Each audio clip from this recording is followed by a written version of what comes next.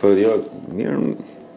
Ne kemi pasur në grup në vitin 90. Po pra, unë them për kompozimet të kompozitorëve të tjerë. Atëherë, këto kanë qenë 2-3 veta kanë qenë maksimumi. Ke punuar kaq ngushtë me këta njerëz që nuk janë. Po, kompozimet ta 2-3 njerëz kanë qenë. Kryesisht unë pse, sepse i përgjigjen profilit tënd, në mënyrën se si shkruajnë. Kam shumë këngë. Po cilët unë nxjerr,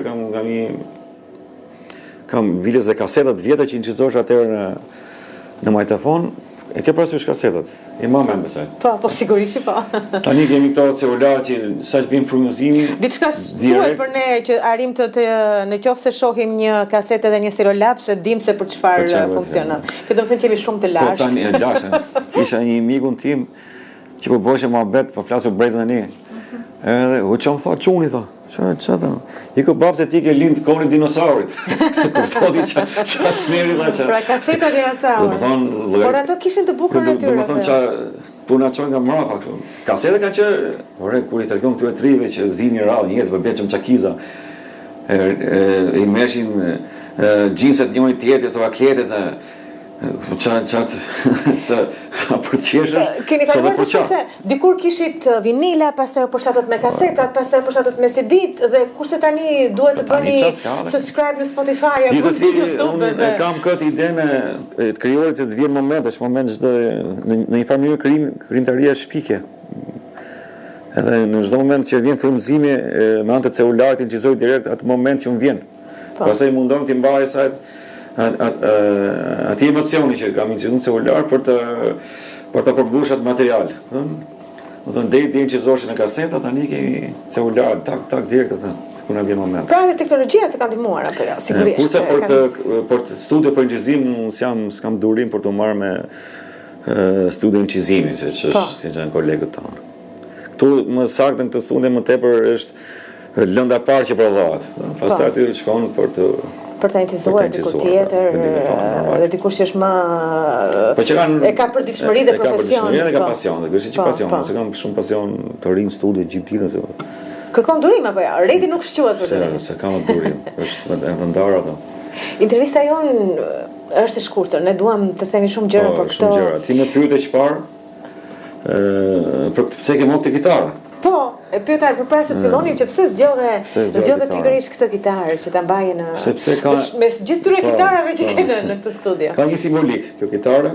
Për arsye sepse unë dua të dhuroja vajzës të cilës Kesit. Po. Cili ka ideuar këtë ambient të studio. Të dhuroja këtë kitare me shumë dëshirë. Është e vetmja gjë që mundet Kesin e kam të afër, nëse do ta ulim aty tek ai tek pranë pianos tek ai stoli aty. Kesi i ka arritur që të kuptoj shumë mirë ndjenjat e tua, emocionet e tua, dëshirat e tua. Më tepër babi vet. Më shumë jemi moshatar me babin e vet. Edhe si thua, kur ulëm që folëm për se ka qenë një gjë e tmerrshme këtu brenda. Edhe isha me idenë si do bëhet, por tha kështu kam vajzën tha që bën projekte dhe në një farë mënyrë kur tha vajzën se mora me shumë si dhe me pak dyshim, me të drejtën. Kur erdhi pastaj Kesi mas sa ditë kishte bërë një projekt bukur shumë, më la pa fjalë. Edhe kur mbaroi gjithë ky ambient, kur folëm, diskutuam dhe kur erdhi ditën që e pa, sa kitare, sa kishte dëshirë, kisha një kitare. Më tha dhe më mbajti mendje direkt i bëj një surprizë, t'ia dhuroj kitarën Kesit. Shumë bukur, shikon që ka edhe të rinj që s'merren vetëm me celular, po ta gëzosh Kesi.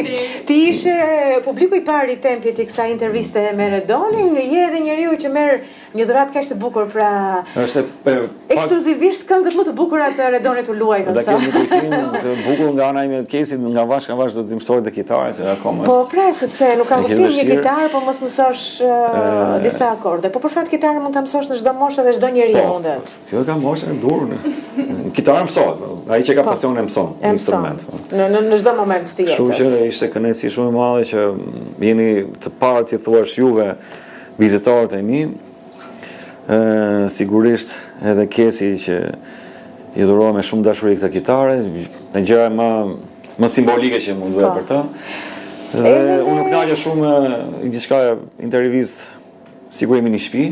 Ashtu unë ndjeva dhe unë në të vërtet, të falenderoj shumë edhe të uroj shumë suksese, mezi pres të dëgjoj sa më shumë këngë të bukura që do dalin nga kjo studio. Kështu që ju falenderoj. Faleminderit të dyve dhe suksese. Faleminderit.